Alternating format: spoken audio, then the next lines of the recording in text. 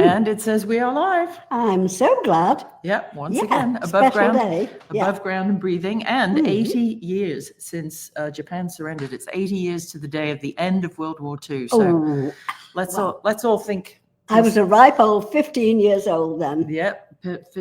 Let's all think peace and love today. Yes. Especially with the kind of tough conversation that I think we're going to have about the justice system. There's an oxymoron for you. Today's guest is our wonderful actor friend, Anthony DiMaria. He's a multifaceted American actor, producer, author, and director. He's best known for his passionate work in honoring the legacy of his wonderful uncle, Jay Sebring, an influential hairstylist and fashion icon, tragically killed on Cielo Drive in August of 1969.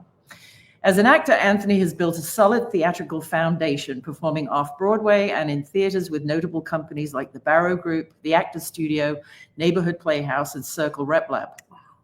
He's appeared in soap operas such as One Life to Live and Guiding Light, or One Loft to Leave, as Kevin Smith used to call it, and secured roles in TV hit shows including The Sopranos, CSI, Deadwood, John from Cincinnati, The Leftovers, Ray Donovan, and Disney's Pixel Perfect. On film, he played Howard Fox in Woody Allen's Cafe Society, and he's had several other notable roles, including in The Pigeon Egg Strategy and High Roller, The Stu Ungar Story, and he also made an appearance in Quentin Tarantino's Once Upon a Time in Hollywood. More recently, Anthony directed and produced the feature-length documentary, Jay Sebring, Cutting to the Truth, to reclaim his uncle's identity beyond the sensationalism of his death. The film features interviews with prominent figures like Quentin Tarantino, Nancy Sinatra, Dennis Hopper, Quincy Jones, and more. Since 2004, Anthony has actively represented victims' families, including his own, of course, during parole hearings for the convicted felons. He has consistently opposed parole and urged authorities to remember the gravity of those terrible crimes. He co-authored the highly anticipated book, Jay Sebring, Cutting to the Truth, which was released just, I was going to say last month, but now it's September, at the end of July 2025. Written with biographer, our dear friend Marshall Terrill, the book features restored facts, interviews, and rich context about Jay Sebring's pioneering career and cultural influence. Anthony also co-authored Bruce Lee, The Jay Sebring Connection, which I knew nothing about until we chatted.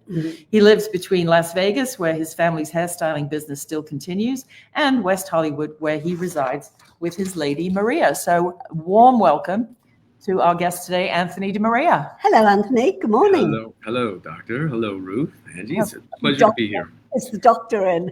The doctor's the doctor's in. With medicine. She's brought her prescription. Salute. Yes. Salute. So thank you for taking the time. I don't know how many plates you've got spinning in the air, but I really appreciate Marshall Terrill putting us together. So thank you, Marshall, and also to the good folks at Genius Books who helped put this all together. So Ange, lead off with your first question, why don't you? As both a family member and a filmmaker, how did you balance personal emotion and with journalistic objectivity? My goodness, that's a mouthful. With journalistic objectivity while researching and writing this book? That is a fantastic question. And, you know, when I first started with the film, and I was going to direct it as a blood relative, and then also co-write it with Marshall Terrill, the book, a big concern of different people was that, you know, you're a blood relative, so are you too subjective? Maybe you're too close to this. And I thought that is a very important point, but also something to be aware of when telling a definitive story, a comprehensive one, in which we're not trying to do a tribute or deification of somebody, but tell that. So I really appreciate that you bring this up. And it got me thinking, this is many years ago, I was thinking, it's a valid point to question if I might be too close to the subject matter. And I would be if I was doing a tribute film, if I was only trying to. But if I looked at things forensically and with his successes and challenges, you know, then that would change things. But I also realized in the context of the entire story with regard to Jay as the American dream, also as Jay being a victim in one of the most notorious murders in United States history, that perhaps maybe some people aren't close enough to the realities that are centered, that are involved in Jay Sebring's life, death, and legacy. And so whether it be with Johnny Bishop, my co-producer and editor, cinematographer, Chad Lane, also producer, and with Marshall, we always were focused on what is the point of the story. And the story is to tell an objective, forensic look, biographical look into a culturally and historically relevant figure, you know. And so I really appreciate that question. Yeah, it must have been difficult to very. you know, take off the nephew hat and put on the professional Hollywood hat, but you've done a fantastic job. And wonderful. We all watched the documentary as well, which you can find on Amazon Prime through Shout TV. It's really, really well done, and the interviews are just stunning. What do you feel when you first started the film, which came before the book, obviously? What do you feel is the most the thing that people don't know about Jay's contribution to not just men's hairstyling, but popular culture overall? Again, great question, and it requires a comprehensive look in all of these things. So Jay literally embodies the American dream. So for anyone who wants to know about Hollywood or you know, being an entrepreneur, creating a men's hair industry and hair care, he was the first to create an organic pH balance hair care product line 8 years before Vidal Sassoon. He created an industry that today, globally, annually, it generates more than $100 billion. So there's that aspect. And then there's the aspect of how Jay elevated things. So today, well, first of all, before Jay, men went to barbers and they picked one cut out of a barber chart and had it slapped on their head. And the extent of your style was, where do you part it, on the left or the right? You know what I'm saying? Like North Korea is, that you have it's almost like a row of postage stamps and you say you want that one, right? Yeah. And short back and sides was the expression that comes fade to and me. a flat top. Yeah. Yes, as a matter of fact, Paul McCartney actually said that to Jay, and Jay mentions that in his film. That in London they had met. And by the way, which is interesting, and I don't mean to segue because I want to get back to but Brian Epstein called the Sebring Salon on Fairfax Avenue, just north of Melrose in West Hollywood. And he spoke with Jay's secretary. Can you imagine well, he wasn't a barber, but a men's hair cutter who has a secretary, right? So he called Gordon Mullinger, and Gordon Mullinger took the call, and he was asking that Jay cut all the Beatles' hair. So what ended up happening is that the only way they could do that, because of the security, and you all know, most of us know, the mania that was happening in the 60s throughout America as well.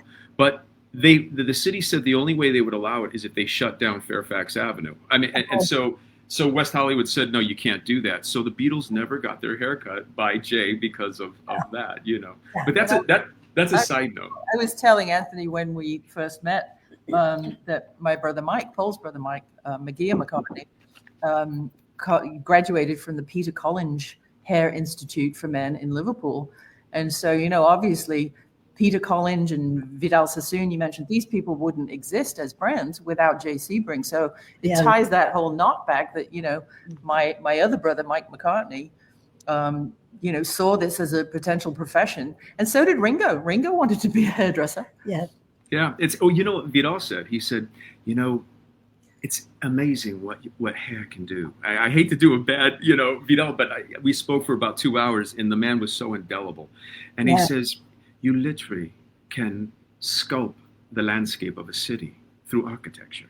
And in hair, you can reframe and change the face. Yeah. And that's what Jay did. He customized to the individual's face. Mm-hmm. But to get back to your point about some of the things that, Bruce Lee was, he lived in Oakland, and his dream in coming to America was to open dojos. He had no idea of any ever doing, being an actor. And Jay discovered him at the 1969 Ed Parker Internationals and introduced him to William Dozier. And as Linda Lee, Bruce's wife, said, his entire film career resulted as a result of Jay Sebring. And then, of course, you have the Jim Morrison haircut, in which Elektra Records, they hired Jay to literally transform Jim Morrison's image. He essentially from a roadhouse rocker to a rock and roll sex symbol. And to this day, we see that picture, that iconic cut everywhere. But one of the things that is astounding and was really, when I spoke with Nancy Sinatra and Quincy Jones and Dennis Hopper, and I saw the love and the emotion and the respect for Jay, it really became apparent that Jay was not just a celebrity hairstylist or that he was relevant because of his doing that, but he really was, inside elite circles, the star among the star. And when reading the book and seeing the film, I think viscerally we can see that, and it's evident. Well, he was a real connector and mover and shaker, wasn't he? I mean, he was sort of the center of the wheel. Absolutely. I had a great conversation with William Friedkin, the director who did The Exorcist and in LA. Yeah, and did Live and Die in LA, definitely. And then, The French Connection, which he won the Oscar. And I was fortunate through one of Jay's proteges, Joe Torrenueva, to get to know, I call him Billy because everybody did, but William Friedkin quite well. And he asked me what I thought of Quentin Tarantino's film, Once Upon a Time in Hollywood. Also, I was thanked in Quentin Tarantino's film because our family shared a lot of. So I wasn't actually in the film, but but Quentin was great and very supportive of Jay's story, as we know. He did an interview. But Billy said something to me, and he said, "What'd you think of that movie, Anthony?" And I said, I think that Quentin, for the first time in any narrative whatsoever, that Jay and Sharon were treated as being relevant just for being who they were. Yeah. And not being relevant because they were killed in a notorious murder. Right. And Billy said, but Anthony, I just want you to know, Jay was not some third wheel lurking in the shadows. He was one of the most powerful men on the entire planet. Now, he knew, and people in the inside circles knew this. And yet, to Quentin Tarantino, to his point in his interview, he said, I'm not claiming to do Sharon or Jay's story. I'm including them in my story. So that's the context of all of that as well. Right. It's obviously you can't tell a story in Hollywood that takes place within the zeitgeist of that summer and not at least touch on it in some kind of way. It must have been difficult for Quentin to sort of figure out, well, I have to say something. It's the elephant in the room. How do I weave that into an otherwise, typical Tarantino film? Yeah. I was when I learned that Jay and of course the subplot was on Sharon and Jay was a peripheral character in that. But when I heard this and I didn't know how Quentin was going to treat it, I was very concerned. Not so much about because of Quentin. I loved what he did in Inglourious Bastards. I love that film. It's one, and so many others. But I was just concerned that if in any way that Jay, Sharon, Abigail Wojtek, Stephen, any of the victims were treated as in any kind of a narrative that would marginalize them, it concerned me. And also if the killers were glamorized in any way, that concerned me. And I said this to Quentin in our initial meeting, and I said to Quentin, you're different. You're so talented. And what you do has cultural impact. Yeah. And so if you do any of these things in any way, it's going to have a massive impact, for better or for worse, depending. And he very graciously said, thank you very much for saying that. And he said, I'm not really interested in any of the things that you're concerned about. How about you sign an NDA, you read the script, and we talk more. And then we continued to talk for another hour after that. So, he was an extraordinarily stand-up, forthright man and talented, obviously. And also Shannon McIntosh, his partner and producer, phenomenal. Yeah. Mm-hmm. Speaking back to the day. Yeah. Oh, yeah. Vic Damone played an integral part, didn't he, in the beginning? How did Jay's innovations in grooming him eventually influence Hollywood and the fashion industry in general? That's again, it's a great question because Jay was really struggling. I mean, he had to almost educate people that it's okay for a man to shampoo, condition your hair, style it, blow dry it. I mean, that was unheard. That was going to a beauty salon, and at that time, men went to barbershops, women went to beauty salons, and so when he did this, he's really struggling because people really weren't up to where he was in his revolutionary vision. Yeah. And through a girlfriend, actress Barbara Luna, she introduced Vic Damone to Jay. And then Vic, like for him, he said it was transformative. So he flies to Las Vegas, and Jack and Trotter, the head of entertainment at the Sands Hotel, he sees this. He goes, what did you do? And he goes, this guy in West Hollywood just cut my hair. And so he says, I got to meet this guy. So they flew him to the Sands, and then Jay cut Jack's hair. And then as a result, Jay became the personal stylist to the entire Rat Pack, with the exception of Dean Martin. And there's a great picture of them. It's in the book, by the way. So when you look at the book, look at the difference, the way Sinatra's hair just melts into his face. And then also Peter Lawford and Joey Bishop and Sammy Davis. But then look at Dean Martin. He's got clumps of hair, and it's a subtle thing, but so that was really the beginning, as Barbara Luna said, the beginning of a monster, because Vic Damone gave him $100, and at that time it was $1,000. So Jay started thinking, I think I'm going to start charging whatever the hell I'm worth. You know what I'm saying? Yeah. So, but then after that, he did Spartacus. He was hired by Kirk Douglas to design that cut, and so that was. Vic Damone really opened the door for Jay to define the looks, not only for a great haircut for the actor, but to help them sculpt a look specific to the characters they were playing. Yes, yeah. You see what I'm saying? And this was a huge thing. And like before, if you had a barber cut, if you had big ears, if you have big ears and they're sticking out, Jay would keep it fuller to not big. If you had a huge schnoz and you're doing clippers, he would keep it fuller in the back to make it look more balanced. Yes, balanced, exactly right. And so that's when he exploded into Hollywood, and it was the defining of images of characters, but the actors themselves. Yes, it's almost like, to me, when you did the profile and the shape and all of that, it's almost, to me, he was painting with scissors. Mm-hmm.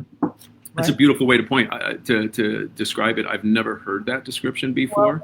Well, but for 1,000 years, so it just popped out of my head. So no, it's a great point. You can have that one. I should have stolen. I wish you would have said that to me when we started writing the book. It's all right. Well, there's still the next one, plenty of meat on that bone. Mm-hmm. But no, it truly is. It's art. When you look at, when you think about Dean Martin's image all the way through until the end, he still had a haircut kind of like a school bus driver, right? Yeah. Like an average Joe. I mean, he was a great looking man, but he never really ebbed into the times or the fashion or the, again, the zeitgeist of it, right? Yeah. Mm-hmm. And it's interesting why he may or may not have. It might have been loyalty. He might not have gotten along with Jay. That was one of the things, is that Jay, again, he was aware that everybody was coming to him. And an interesting example is that it's not that his ego was as big, but he knew that he was and so some people weren't used to that. And Elvis is a perfect example, because Elvis was used to people revolving around him, and Jay was kind of saying, no, you're here because of me. And numerous people have said that they kind of clashed a little bit. Oh, yeah. Well, and also, again, when we were talking, the hairdresser sometimes is the closest thing that most people will get to therapy, right? Mm-hmm. To a therapist. Mm. You're in a chair, and in the Sebring salon on Fairfax, he had these private rooms for obvious reasons. So they probably had a cocktail and sat down, and this was not only visually it's like a confessional, probably. Yeah, like a confessional. Yeah. Almost. He was probably the keeper of a lot of secrets too. Mm-hmm. There's absolutely there was a recent book, and Jay was notoriously private, and not private because of himself, but he was notoriously private for his clients, and it was almost like an attorney-client privilege. So he knew the people who had toupees, he knew the people that he was coloring, and how he styled the toupees, and he was doing all of these things. He knew who was having affairs. He knew, he was from Michigan, and he had those kind of Midwestern values that I think was very appreciated and trusted in these elite circles. But Cammie, Jay's wife, tells an interesting story, and this speaks to that confidence. And so Bobby Darin was one of Jay's. They were best of friends, and sometimes Bobby and Sandra Dee would be on the outs, and so Jay would invite him over to the house on Easton, which was Jean Harlow's former house. And he would allow him to stay there in the guest bedroom. And one day he was off at the studio or at the shop, Cammie describes. And Cammie says, Bobby came down the stairs and I started giggling because he had no hair. And so, and so she said she felt bad, but she said, Jay never told me, his own wife, you know what I'm saying? He never, and Bobby, and so, again, and Bobby was a great guy. He's a great looking guy, whether he had hair or not. But the point of it is that kind of protection and privacy, exactly. Elizabeth is just saying you resemble your uncle. I agree. I was looking through your IMDb, and you do have a lot of his good looks. Don't tell Maria I said that. But, Well, I have to say thank you to that. And anytime I hear it, actually, Quentin shook my hand when we first met, and he looked back. He's a tall man. Yes, maybe, I met him. Yeah, or maybe I'm short. I don't know, but but he did say you do favor your uncle, and that's a huge compliment whenever I hear that, because he was a dynamic person. Absolutely stunning. So, Ange had a question about the order in which you did things. Yeah, having completed the film first, how long did it take you to research and complete the materials for the book? And what was the most surprising discovery you made along the way? Oh, gosh. New discoveries between when you did the film and when you did the book with Marshall. Mm-hmm. Did you uncover new stuff? I mean, obviously a lot of I did. And so, okay, that's good. So the research and the interviews that we did were upwards of like 90 people, and a vast majority who knew Jay, and then everyone else. And so I used a tremendous amount of the research we did for the film into the book. And then, of course, my grandparents, it is almost as if they knew that their son, but they kept everything. They kept notes from all their children and everything. But I had such a wealth of material from my grandparents that Jay saved from a letter that my mother was only like 8, I think, when she wrote to him in the Navy on a destroyer ship. Who keeps all these things? And so I had so much to work with, such a wealth to work with. And one of the district attorneys I had worked with in the past, Donna Leibowitz is her name. She's great. But she said, and she's retired now, but she said, Anthony, usually the book is first, the film is second. And that's an interesting point. And as you're asking too, Ange, it's that the book was written because a lot of new books and narratives, sensationalism have been exploited that continue to marginalize the victims. And then also the fight for justice has really been hanging in the balance because of what's happening in the state of California. So our family's fights for justice, and again, a continuation of a narrative that the victims were illicit or bizarre or perverse or any of these things, it continues even today. So this book, I really felt the need that needed to be out there, not only for Jay and all the victims in our families, but for all victims of violent crime who are fighting for justice. And also in terms of the media, and I don't want to be too specific in this, but it really is pretty glaring that people will sculpt. What's happening now is that stories are being sculpted and not just written about, as they say, just the facts, ma'am. You know what I mean? And so spin babies. Yeah, exactly. And if it bleeds, it leads, and don't let the facts get in the way of a great story. And so, as Jim McCartney would say, the only thing you can believe in a newspaper is the date and the price. Unfortunately, and so that really necessitated the book, and then also more research. So we interviewed more people. Like for instance, I learned that Pat Boone, he was responsible. He was doing a show in which Sharon Tate, a young teenager, was there with her mother, and he put her on the screen, and that was literally her first screen. It was the Chevy It was the Pat Boone Chevy show, I think. And Pat, so there was some of those things that were really, really a lot of discovery. And so we interviewed so many more people, Marshall and I, and it was extensive, and there has been so much. But I think one of the things that really, as time moved on, I've always wanted to know, how could it be that Jay Sebring, somebody doing these things of cultural and historical relevance, elevating an industry and people's lives, changing people's lives, doesn't matter, not just in hair, but launching people's film careers like Bruce Lee, when Hollywood didn't think Asian actors could play Asian characters. That's insane. My God, we had the terrible makeup and people in blackface and good, it's insanity. And so we had all these things happening, and Jay was changing things. And I thought, we have to have this be known. But I was always asking, how could it be that here's this man doing these things and these people doing nothing, and then horrible things, and then somehow after the murders, this happens. They're the rock stars. Yeah, they're the rock stars, and Jay is a low-life scumbag. And why did that happen? And so, in the research that I was doing, it was like there was two different Jay Sebrings: the man who lived, and a man portrayed as a prototype, defenseless in his grave. And so I wanted to know, why didn't Vincent Bugliosi put Jay's definitive actions in the last moments at that living room in Cielo Drive? Why was it alleged in Time magazine that Jay was anti-Negro when he actually had Quincy Jones, Sammy Davis, Sam Cooke, Calvin Lockhart in his circle of very good, true friends? And his staff was completely integrated with all kinds of races, sex orientations, and women and men and everything.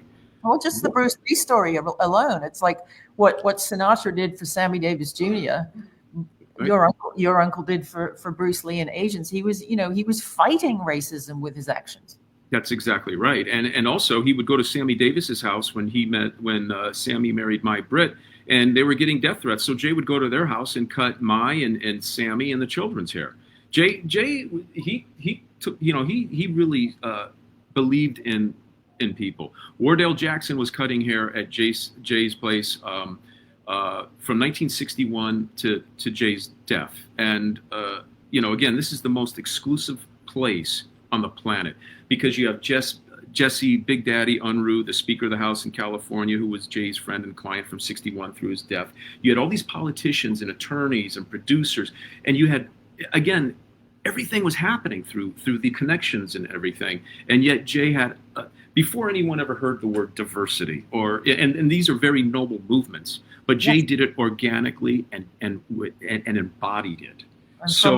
And from a place of love all, serve all, right? Exactly. But the thing is like, how is it that Jay's being characterized in all these horrible things?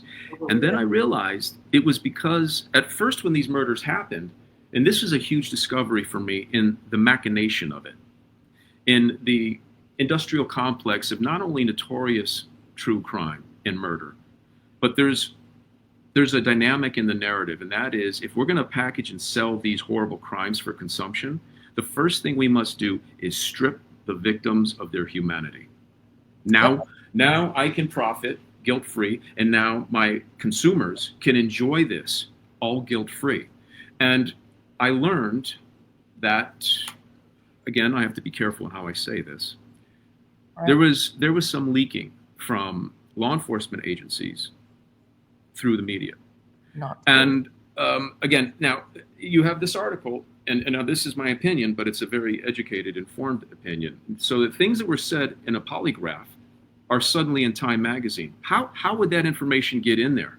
And this was false information, because law enforcement had these preconceived notions that this was a drug deal gone bad, or kinky illicit behavior. And that's why these murders happened. So they're leaking. And so the murders were treated as a morality tale of Hollywood decadence. Yeah. Put your kids in the army, keep them away from pot. Exactly. But here's the thing, Jay became the ultimate fall guy.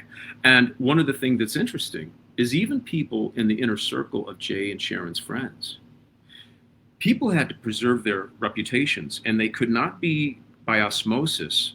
I mean, this was at a time, if they found out you smoked a joint, it could end your career. Oh. Now there was a half a joint at the scene. There was some other things at the house, and we can go into the details and on Jay's possession that was recreational. But people started saying, even like Steve McQueen said, "Hey, I didn't dig that weird scene." Well, Steve was best friends with Jay, but everybody ran for the hills and said, "Yeah, exactly, Ruth, not me. No. I'm not part of that. No. Here. And so what happens is now you have, let's say, if some film directors or some movie studios could be taken down, well, there's got to be a fall guy. Him, not me. So I saw a lot, and what I've learned is, and you can see it through the patterns and the timing. Unfortunately, some friendly fire in all of this. And, it's ironic that, Jay was called this really kinky pervert guy a little surprising by some people. And I'm going to, refrain. It's in the film and the book. But the bottom line is, the irony is, if Jay was so troubled and insecure and perverted, that he certainly was in no shortage of a lot of beautiful women wanting to spend a lot of time with him throughout his life. And so if there was whatever the heck he was doing, it was working. And yet some of the people who are making these allegations, we find out, well, actually, maybe they have some problems. And so do you see what I'm saying? And so. Oh, absolutely. I mean, the perfect scapegoat is a dead scapegoat, right? Because they can't argue. That's exactly right. And then once the murderers are found, now it's a morality tale, not of Hollywood decadence. Now that's just and Quentin Tarantino addresses this beautifully in the book and also the film. Now they just forget that whole narrative, and now let's do the morality tale on the hippie movement. So don't be a hippie, otherwise you'll be controlled and you'll kill. And that is something that I really wanted to hit home with Marshall, because there's certain things you can do in a book that you can't do in a film and vice versa. But we really obliterate this bullshit narrative of a hippie cult and as killers being followers. Well, and a lot of what you said to me, and I'm getting questions in the chat that are using the name We Shall Not Speak. That's why I'm not putting them on the screen. But Elizabeth's asking, didn't California also repeal the death penalty shortly before the guilty verdicts? I'm not putting it on the screen because it's got the name in it, and we don't want. Yes, and that's fine, and I appreciate that and respect that, and I can handle addressing that name, but I thank you, Ruth. So the order was they were all convicted to death to die in the gas chamber, and then in '71, and I'm pretty sure that's the right date, the California Supreme Court decided that the death penalty was cruel and unusual punishment. So then what happened was it wasn't. Yeah, well, exactly. But I mean, that's a whole nother thing. And unfortunately, so then what happened was the state of California only had death, then life with possibility of parole. There was no such thing as life without. So they were all automatically brought down to life with possibility. So then from there, once the state, very soon after, and by the way, by the constituents voted to reinforce the death penalty, then it was reversed either by the voters but it was reversed. But the problem was you can't re-sentence them to death after that. So from that time on, 7 years later, they all became up for parole. But my grandparents and parents met with the LAPD and LADA's office after these rulings, and they said, and they were promised that none of these people would actually be released. It was purely a technicality. And over the course of time, that's not the case. No, you were shocked to learn about in the book, right? Yeah, how many people were paroled? I have no idea. Yes, and many people don't realize this, but there's the Board of Parole hearings. When they find an inmate or a killer, or they call them lifers, suitable for release, they are granted a release date, and then it takes a month for the transcripts to be transcribed, and then they send it to the governor's office. The governor's office then speaks with his legal team, and he decides whether to reverse the parole board's decision to release or not. And now what's happening is if the governor does, then they just file an appellate court, and based on how some of the judges are positioned with regard to decarceration, the tendency is to release them. And then the last option is for the governor to file in the Supreme Court, which unfortunately, as is outlined in the book, Governor Newsom did not fight for. And I'm very confident with, having spoken at half a dozen of her parole hearings as a LaBianca family representative, the lack of insight and her mitigation and minimization, she would have been obliterated through case laws of Lawrence, Shaputis, Shigemura, Rosencrantz. If rigorously fought, we would have won. Wow. Yeah, it's Elizabeth's just asking again, and it's okay, honey. You didn't know. I should have announced at the top that we're not going to speak that name today. But she's also asking, didn't one of the parolees, wasn't that one of the people that went after President Reagan? Is that the same group, same crowd? Oh, no. Yes, but no, so she is correct that Lynette Fromm was released.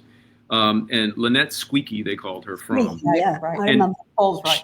And she was convicted of the attempted assassination of Gerald Ford. And I think that was 1974. Wow. And what happened was she got very close and the gun jammed.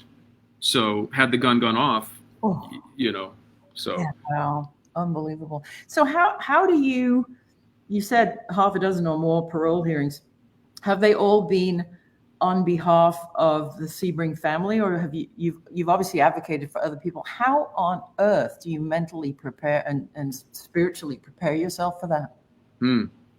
Unfortunately, our family's been involved. My sister, my mother, in over 24 paroles. So of course, the first time you go, it's quite an experience. It is traumatic. You don't know how you're going to speak. You don't want to get overwhelmed with emotions. You don't want to be angry. You don't want to do these things. But and one of the things I always am mindful of, and I know my family, is to not overstate or not to misspeak, and also to include all the victims and treat them as if they're our own, and they are, because we're bound by these crimes. Yes. And similar loss. But I learned something with Susan Atkins one time, and my mother and my father were in the room, and Susan Atkins said, and this goes to your, how do I prepare? Because it's a touchstone for me to always remember why I'm there. And so Susan Atkins one time said that she learned, and I'm paraphrasing at this point, but when her death sentence was revoked, that she realized that that her reversal was larger than any law or institution or any person, or the anger that I feel towards me in this room today. And I thought to myself, now see, here's part of the problem that is very enraging, is that these people are convicted, cold-blooded killers who spit on the memory of their victims, taunted our families, and gave a big finger to civilized society during their trials. They smeared messages in their victims' blood. They used butcher knives and carving forks. So for them now to try to prop themselves up as being the victims of their own crimes, and this is what's happening in these parole hearings. Yep. And when she said this, it was so out of touch and so despicable. Now, are you in a room with a screen, or you were actually in a physical room with this person? Well, but before COVID, we always went to the prisons, and typically there's 2, sometimes 3 commissioners. Sometimes there's there's a reporter and a news camera. There's armed guards. There's attorneys for the inmate, and some support members for the victim support people, and of course victims' family members. So that's what happens in the room typically. After COVID, a lot of these things are now conducted electronically through, like similar to Zoom. But when Atkins said, larger than the hatred I feel towards me in this room today, she's the victim. My mother said, I don't feel hatred. I feel pain and loss. I said, wow. I don't feel anger. I'm not here for Susan Atkins. Right. I'm here to speak out for Jay. Love. Oh. So I think that was a seminal moment for me when I thought, wow, things are getting away from reality. Yeah. And that, this is about the victims. This is about our families, but it's about the victims. So whenever I have any questions or whatever, I just go back to that. I go back to what they went through. Yep. And what they could have done. And what Jay heroically tried to do, which was never really reported. No. Yeah. And thank you for bringing that up because, you know, when I, you know, from that moment, my mother told me, some people said, okay, you're 3 years old. You didn't know your uncle, you know, Oh, yeah. but that's fine. If they want to say that, that's fine.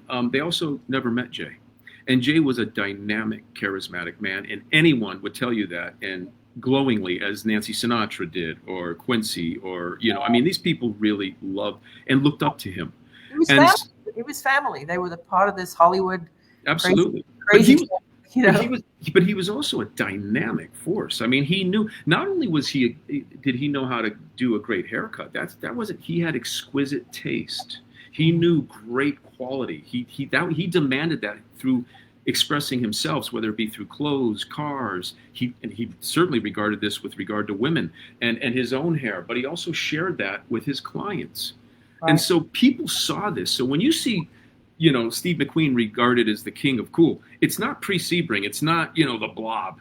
It's the Thomas Crown Affair. It's The Great Escape. It's Bullet. Yes. I mean, and that was some of his clients literally channeling Jay through his presence, the way his dynamic qualities. And so when I was told I could never see him again, I was looking at this beautiful black and white photo that is the very first photo in the book and that we opened the film on. And that was the photo I was looking at. And I said to my mom, when can I see? And she looked at me, and I, as a child, you know, I don't know if I was 5, 4, but I remember there's that guy that used to come here and you know, we would play and it was like my cool friend. But my mother looked at me and didn't start weeping or anything, but it was a look that shook me to my core. And I realized I never want to cause that kind of pain to my mother ever again. No. So this is something that I stared when she walked away. I stared at that picture, and it was like a vortex pulling me in.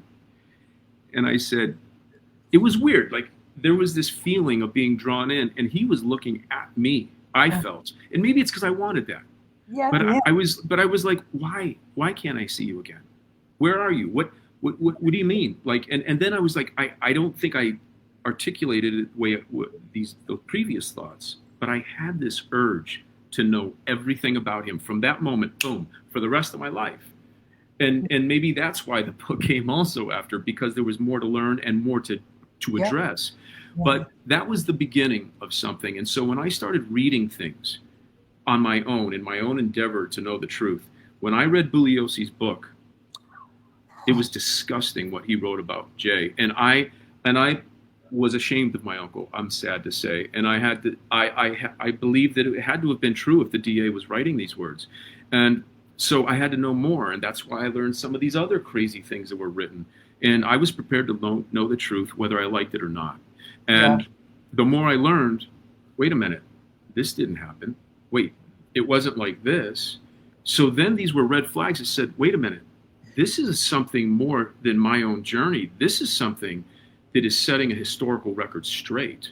Yeah. This is much larger than my uncle. This is Jay Sebring, a historically, culturally relevant figure who changed the world in his own way. And a narrative, an understanding of these historic moments that need to be understood in a real way.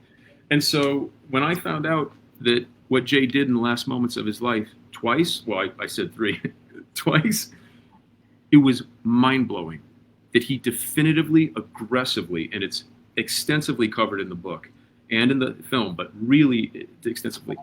I know. And I wanted to ask Bugliosi, why did you omit that from your book? Yeah, lying by omission is one of the dangerous parts of media, isn't it? You just, if you don't tell the truth, you don't make it be known. So you're not telling a lie, but boy, people don't get to know the good stuff. And then all the whole thing with, you know, nowadays, all of the conspiracy theories and that place called the internet, where, you know, it was all a movement from MK Ultra, and it was the CIA, and it was a doctor in a clinic in San Francisco, and they just want to pin it on anything, don't they? You know, you're right, and I'm so glad you brought that up, because the person who's really promulgating that book and that narrative, I've known him for 20 years, and I've shared information with him throughout that time. And he spoke with my mother for almost 2 hours, and he omitted all that from his book. And so anyone promulgating this whole CIA but you're not telling the blood, sweat, and tears of the story because it gets in the way of the narrative that you're sculpting. Your truth. Yeah, that's right. And what I'm so glad you brought this up, because our book, the film always was, but this book, from a comprehensive level, is backed up extensively with evidence, forensics, corroboration, hard copy facts, and it obliterates all this sensational exploitative nonsense. And so once people realize that that's a bunch of hogwash, the CIA, the MK Ultra, and whatever, once they realize that, the Martians are coming in, and we'll have the Martians involved somehow in these horrible crimes. And it's that insipid and that satirical. Yeah, and all the other bodies are buried at Area 51. Yeah, I know. Oh yeah. No, I think you just gave someone an idea that is going to launch the narrative of the Martians in this. It's sad. It truly is. Ange had a question about the challenges. I mean, how did you? Yeah, were there particular challenges in telling the stories of fact and getting away from some of the myths in Jay's life? How did you and Marshall, when you sat down to do the book, how did you approach? Okay, there's all this bollocks and bullshit over here that people have been fed for years, and now here's our definitive evidence and our interviews and our forensics. As writers, it's a tough road to sell a new narrative, which is actually the truth. That's exactly right. I mean, and that's, well, first of all, the biggest challenge anytime you're doing something independently, whether it be the film, we had no funding. I mean, and I can't tell you, thank my parents, Tony and Peggy DiMaria, they were producers, and they were providing all these resources, both in material and financially. And then, of course, Voss Beretta and Chad Lane, he was amazing. Everybody was amazing. But without them, it would have been very difficult. And that's part of the problem. If I was waiting for studio funding, none of this would have ever happened. None of it. So sometimes you have to do something without being paid for it, at least initially. But in terms of like the fact and the fiction, Marshall was, I so appreciated the fact that he just listened to some of the things that I would say, and then what he would do is he would contribute, and it was great, another set of eyes that would be like, I want to interview, we should interview, Ivor Davis or some of these other people that he had knowledge of, and that also had other perspectives with these crimes and or killers or the victims. And so he was we were very thorough. And so because of so much that was accomplished in the research and for the documentary, and because of so much of the love and respect from Jay's friends and also from law enforcement, I have to mention Stephen Kay, who was one of the main co-prosecutors, and also prosecutor Patrick Sakira, who handled a ton of the parole hearings, and also Donna Leibowitz, LA DA. I mean, people wanted to share this information, and because they knew the truth, and so in some of the big challenges that we faced, in other cases, it wasn't so challenging because of the respect for the truth and people realizing how important this story across the board really is. Do you think that people knew back in the day, of the days of the trial, that Bugliosi and his gang were just sitting there going, hey, whichever way it shakes out, we're going to write a book and make some money? I mean, no, I don't think anybody knew that. No, I'm sorry. Bugliosi's not here to argue with me. So, well, I'll tell you what, I wish he was. And I also wish he would have sat down with me and did an interview, because I can tell you this, and this is not defamatory. This is not only, it's my direct experience and my opinion, really, but he declined to be interviewed numerous times. But wonder why?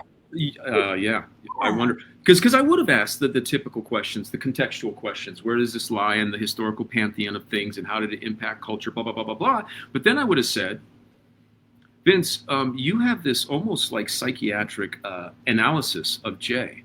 And I can tell you upwards of 70 to 80 people, not one person agreed with that. As a matter of fact, they're outraged and they scoff at this. Where did you get this information with? And I did speak with Kurt Gentry, and he said, I didn't write anything that had directly to do with the victims. And so he said he didn't, but I would have liked to have asked Vince a number of those questions. I would have asked him, why did you omit Jay's definitive actions? Not just once trying to attack, but twice. Why did you keep that out of your book? Well, the answer is, I know it. It's because he was the hero of his own true crime novel. He didn't want... Right, Yeah. because he didn't want... Jay actually died a hero. That's exactly right. But Bugliosi wanted to be the hero. So you can't have two heroes. So guess what? One has to be silenced, right? Exactly correct. And also I think that, even Stephen Kay said it in, throughout the trial, he thought that Kurt was just a reporter. He didn't realize that Vince and Kurt Gentry were working on a book together. And I mean, yeah, he said this, I just thought that this was a guy that was a reporter, but no, they knew they were writing a book from the beginning of the trial. Wow. Well, and I wonder how many Menendez books are in the works. It doesn't bring Jose and Kitty back, does it? No. That's a whole nother ball of wax for another Yeah. show. I'd love to figure out what you feel is the Stockholm syndrome that's got a hold of that family. It's just all too weird, isn't it?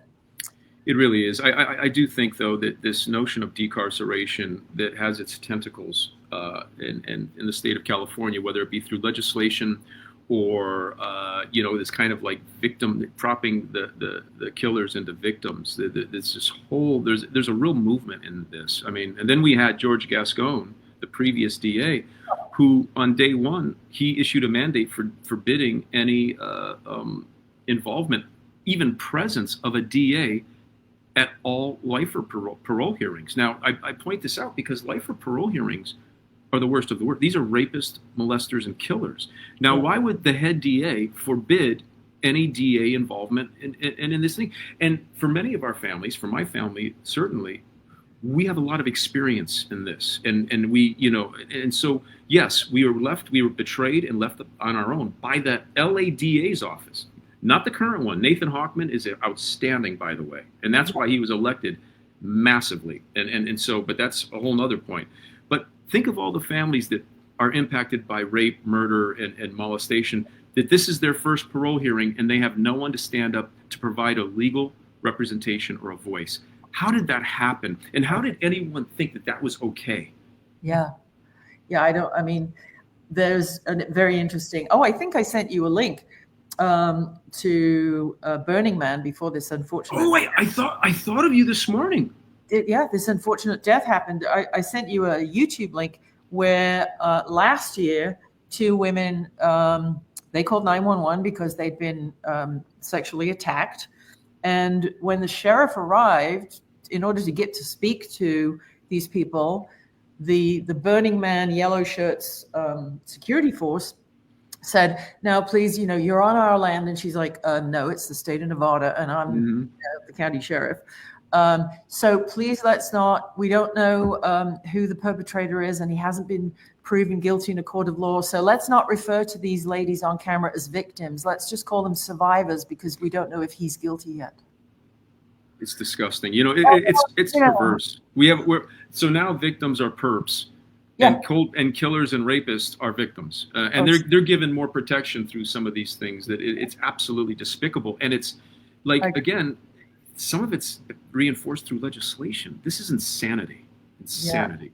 I know, and it's all of this sort of helicopter parenting, and everybody wins. Little Johnny gets first place, little Janie gets second place, and everyone else gets a bronze medal because nobody loses.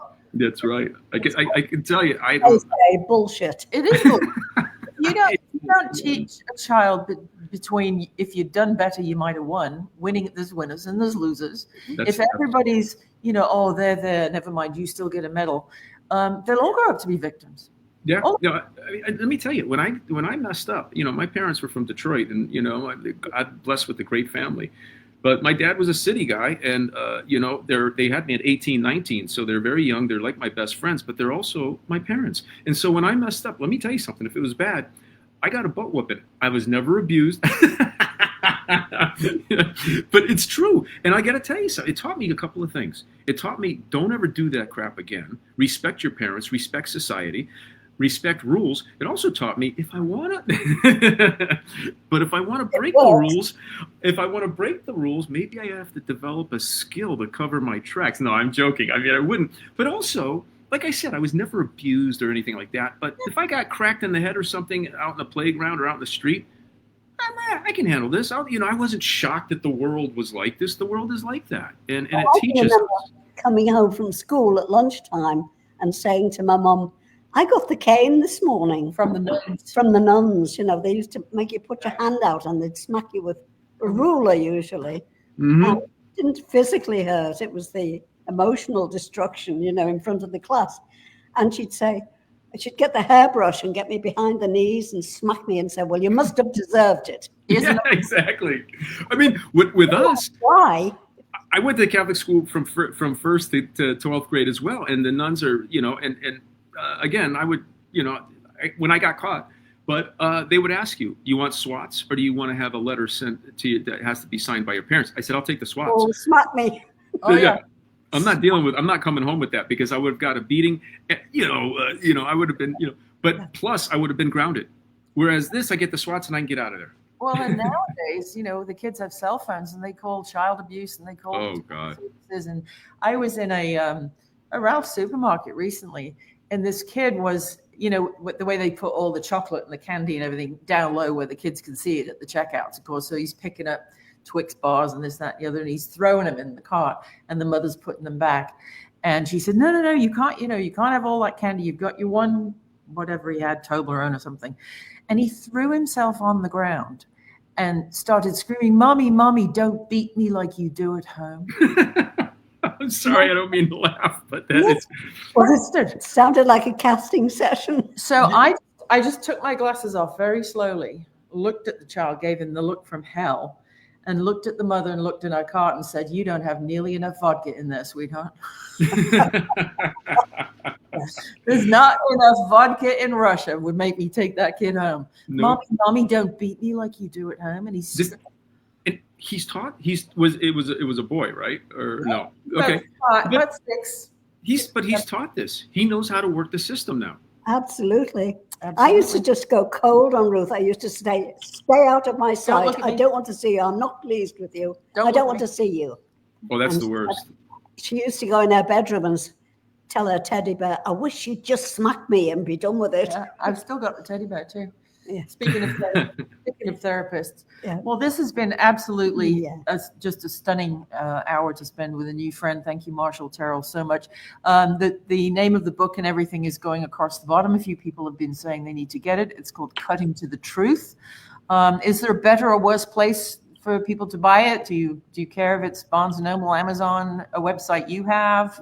No, I think that those are great. Amazon's great. Barnes & Noble I have not gone through. I mean, but they're very good, and also Genius Book Publishing. But so there's all kinds of different ways to get to it. But everybody seems to be on Amazon and but yeah, whatever you do, and thank you for really having such great care in regard for Jay Sebring's story. I really appreciate that. Yeah. We watched your wonderful documentary, Cutting to the Truth, and we smiled at the nostalgia, and we cried for you at the end because it's just such a tragic story, and I'm so thrilled to be like one iota of a tiny part. We are to be able to have a fascinating historical contextual conversation for a whole hour and not say the M word, because fuck him. Yeah. Well, I mean, and it's just a final thought. I had someone say to me, she said she wanted to do a documentary, and I politely declined. And she says, well, I was thinking of you when calling because I was thinking what a sad, tragic story Jay's is. And I said, I can understand based on the entrenched narratives how you would say that.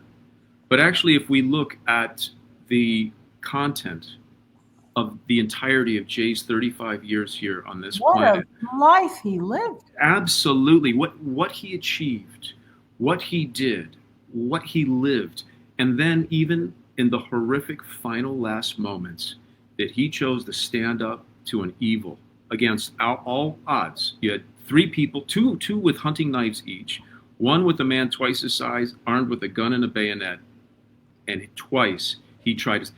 even in those horrific last moments, he was inspiring, he was glorious as a hero. And so Jay's story is quite, if we look at it in its substance, a beautiful, inspiring, glorious, and story, you know. Right. I mean, and you say what he did and what he achieved, and the employment and the camaraderie and the multicultural people that he gathered around him. But, you know, the zeitgeist, the pop culture, and what he did for, you know, anti-racism and all of those things. It's, yes, it is tragic that the world lost him at 35. God only knows what he'd have gone on to produce. But when you think of most people at 35, they're just getting out of doctorate college, and, you know, some of them are still living with their parents. I resemble that remark. No, but he truly embodies the Jay Sebring brand to me. Now that I've, you know, seen your film and started to read the wonderful book with Marshall, he truly embodies the American dream. You can do it. You can do it. You just have to be coming from the right place in your heart. You have to have that one spark, and that one spark of his just turned into just a pop culture flame, and he changed so many lives. Absolutely, and he continues to. I mean, if you drive up Laurel Canyon today, there's graffiti, and the graffiti on it is of the Jim Morrison haircut that Jay cut and styled for Jim.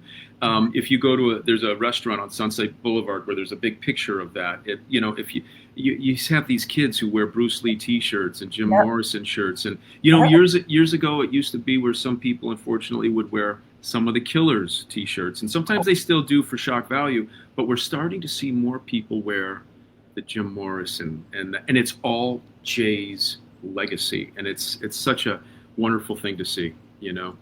Yeah, no, absolutely. Everybody's just one loving, incredible interview. Elizabeth Marianne says, "Can't thank you enough for today's presentation." I'm going to make myself cry now. Elizabeth, rest well, Jay. Anthony has your back. He certainly does.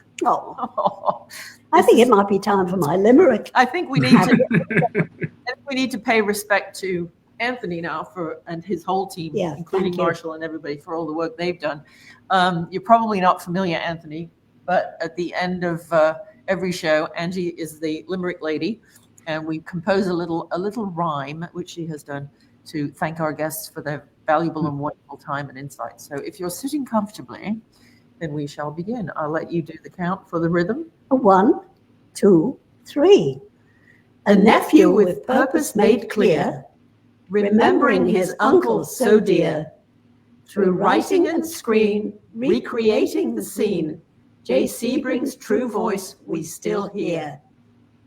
Amen. That's so beautiful. Thank you so much.